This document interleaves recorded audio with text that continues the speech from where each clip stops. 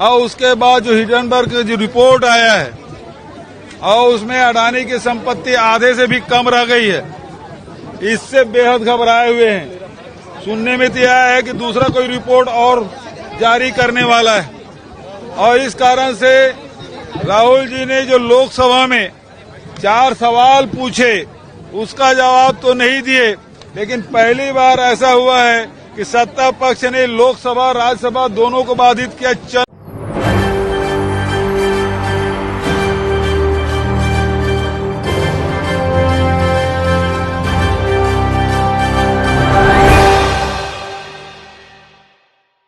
Congress party अब BJP से are पार की लड़ाई लड़ने के लिए तैयार है। जी हां, राहुल गांधी की संसद सदस्यता रद्द होने के बाद कांग्रेस पार्टी ने अब फैसला कर लिया है कि अडानी के मुद्दे को कोर्ट में उठाकर रहेंगे और इस मामले पर सुनवाई होनी चाहिए। जेपीसी जांच का गठन होना चाहिए, यानी कि ज्वाइंट पार्लियामेंट्री कमेटी। इसके जांच को लेकर अब कांग्रेस ने कहा है कि चाहे जो भी हो जाए, कांग्रेस पार्टी अब डरने वाली नहीं है। तो क्या अडानी का मुद्दा अब जल्द ही कोर्ट में उठेगा तो मोदी सरकार की तमाम पोल खुलती नजर आएगी और जेपीसी जांच होती है तो क्या प्रधानमंत्री नरेंद्र मोदी तक बात आ जाएगी? इसी मुद्दे पर मेरे साथ बातचीत करने के लिए मौजूद है हमारी खास सहयोगी नाज़मीन। नाज़मीन, बहुत बहुत स्वागत है इस प्रोग्राम में आपका। और नाज़मीन, सबसे पहला सवाल मेरा ये रहेगा कि लगातार अगर हम देखें कि जेपीसी जांच को लेकर काफी समय से चर्चा चल रही थी और ये कहा जा रहा था कि भाई जेपीसी जांच होनी चाहिए, लेकिन सरकार कहीं ना कहीं अड़चन डालने की कोशिश कर रही थी। तो क्या अब अडानी मुद्दे पर जल्द ही सुनवाई कोर्ट में होती नजर आएगी? अगर होगी तो बात प्रधानमंत्री नरेंद्र मोदी तक पहुंचेगी? देखिए, बात प्रधानमंत्री नरेंद्र मोदी तक पहुंचेगी, ये तो बात पहुंच ही रही है। वहीं बात आती है अडानी के मुद्दे की। जैसा कि देखा जा रहा था कि अगर अडानी का मुद्दा छुपाना है तो राहुल गांधी पर हमले किए जाएं, राहुल गांधी पे इतने आरोप लगाए जाएं कि ये मुद्दा दब जाए। लेकिन आपने बखूबी देखा कि संसद से सड़क तक, लेकिन अडानी का मुद्दा कांग्रेस की तरफ से दबा नहीं और यही मुद्दा लेकर अब सुप्रीम कोर्ट का रुख करने की बात की जा रही है। जेपीसी मांग की जाती है, संसद पे बैनर लगाया जाता है, सड़कों पर बैनर लगाए जाते हैं और एक तरीके से पोस्टर लेके लोग निकलते हैं कि जेपीसी मांग हो, हंगामा होता है। कांग्रेस नहीं, तमाम विपक्ष पार्टियां अब राहुल गांधी के समर्थन में आ गई हैं। वो भी अपनी आवाज़ उठाते हुए ये कह रही हैं कि जेपीसी मांग होनी चाहिए, क्योंकि मुद्दा अब जनता का आ जाता है। मुद्दा आ जाता है उन पैसों का जिन्हें लेके गौतम अडानी चुप बैठे हुए हैं, जिन्हें लेते हुए पीएम नरेंद्र मोदी उनका बचाव कर रहे हैं। लेकिन कब तक बचाव करेंगे? वो सोच रहे हैं कि 2024 का जो चुनाव है उससे पहले हम राहुल गांधी को इस कदर डुबाएं, इस कदर उन पर हमले करें कि राहुल गांधी अपनी आवाज़ उठा ही ना पाए।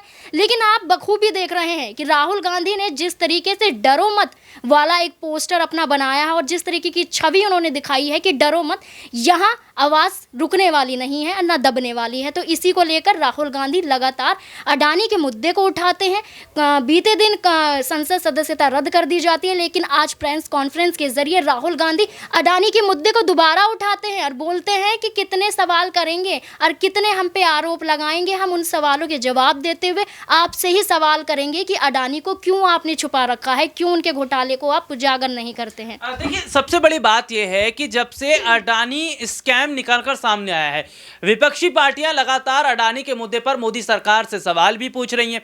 इसके साथ ही साथ यह भी देखा जा रहा है कि तमाम मुद्दों पर कोर्ट में सुनवाई तो होती है, लेकिन अडानी के मुद्दे पर आखिरकार क्यों जो है कोर्ट में सुनवाई नहीं होती है, ढिलाई बरती जाती है। हालांकि विपक्षी पार्टी के कई नेता अडानी के मुद्दे पर बहुत कुछ बोलते नजर आ रहे हैं। क्या कुछ कहना है उनका, देखिए रिपोर्ट। भारतीय जनता पार्टी और केंद्र सरकार बेहद डरी हुई है और उसके डर का कारण आप सब जानते हैं कि राहुल जी की जिस प्रकार से पदयात्रा हुई, सफलतम पदयात्रा, ऐतिहासिक पदयात्रा, और उसके बाद जो हिंडनबर्ग का जो रिपोर्ट आया है और उसमें अडानी की संपत्ति आधे से भी कम रह गई है, इससे बेहद घबराए हुए हैं। सुनने में तो आया है कि दूसरा कोई रिपोर्ट और जारी करने वाला है और इस कारण से राहुल जी ने जो लोकसभा में 4 सवाल पूछे उसका जवाब तो नहीं दिए, लेकिन पहली बार ऐसा हुआ है कि सत्ता पक्ष ने लोकसभा राज्यसभा दोनों को बाधित किया।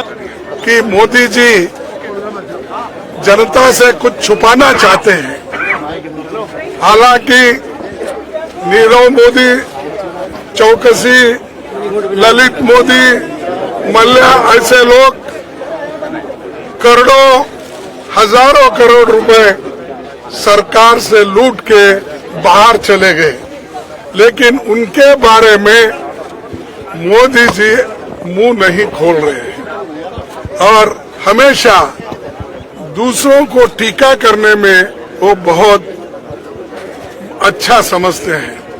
आज मैंने बीजेपी का एक कमेंट सुना कि कांग्रेस और अपोजिशन के लोग बैकवर्ड क्लास के खिलाफ बात कर रहे हैं। अरे भाई, बैकवर्ड क्लास जो चोरी करके भाग गए वो बैकवर्ड क्लास के हैं? बताओ मेरे को कोई बैकवर्ड क्लास का आदमी हजारों करोड़ लेके चले गया, घपला किया और 12 लाख 2.5 साल में अगर किसी ने कमाया है तो अदानी ने कमाया है। वो कमाने के लिए अगर कोई मदद किया है तो मोदी जी ने किया है। हम अदानी की बात कर रहे हैं तो ये बीच में झगड़ा लगाने के लिए बैकवर्ड क्लास फॉरवर्ड क्लास बोल रहे।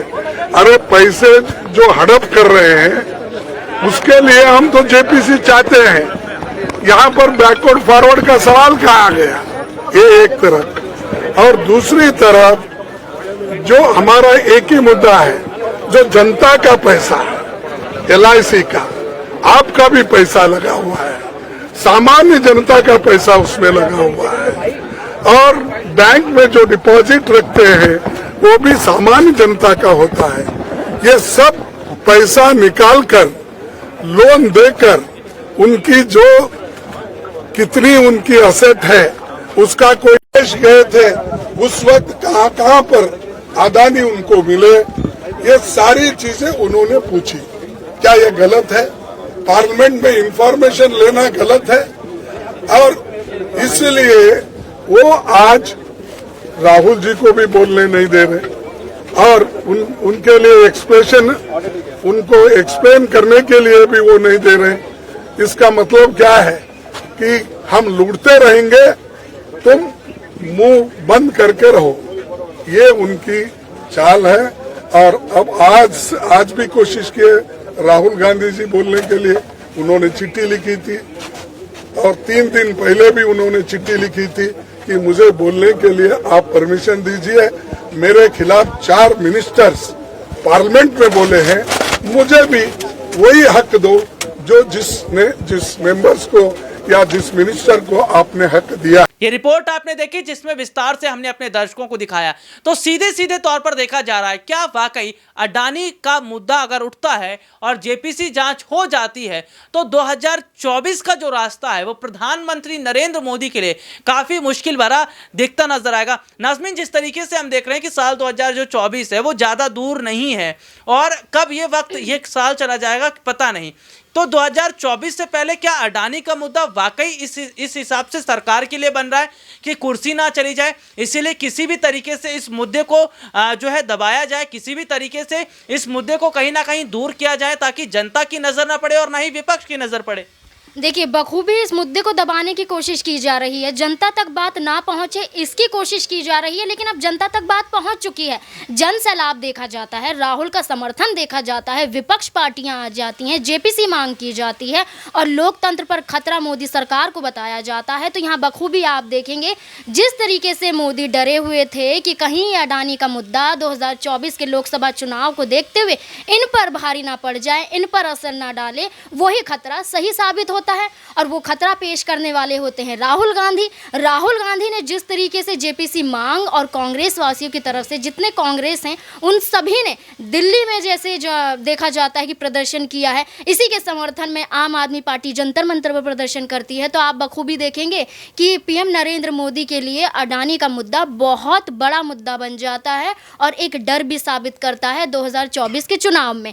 जिस तरह से दिल्ली में गिरफ्तार किया जाता है मनीष सिसोदिया को। वहाँ दिखाया जाता है कि बीजेपी को आना है तो वहाँ पर गिरफ्तारी तो ज़रूर करवानी पड़ेगी, बिहार में महागठबंधन को तोड़ना है तो गिरफ्तारी ज़रूर करवानी पड़ेगी, इसलिए अभी भी तलवार लटकी हुई है। तो अब ऐसे में ही राहुल गांधी को दबाना है अडानी का मुद्दा छुपाने के लिए, लेकिन वो ऐसा हो नहीं रहा है। आपने बखूबी देख लिया है कि जिस तरीके से लगातार जेपीसी की मांग की जा रही है, इसके तहत आप देखेंगे कि 2024 के चुनाव में अडानी वाला मुद्दा मोदी पर बहुत भारी पड़ता हुआ नजर आएगा और आने वाले वक्त में सत्ता पलट भी सकती है।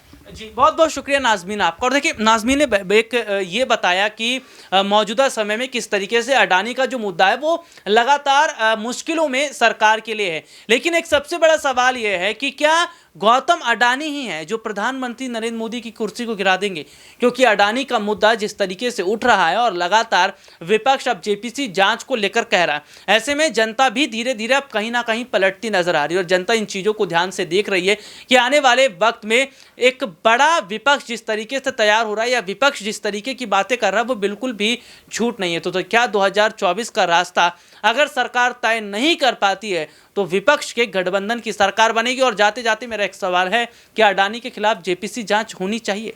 आज के लिए इतना ही, आपसे फिर दोबारा मुलाकात होगी, तब तक के लिए इजाजत दीजिए, नमस्कार।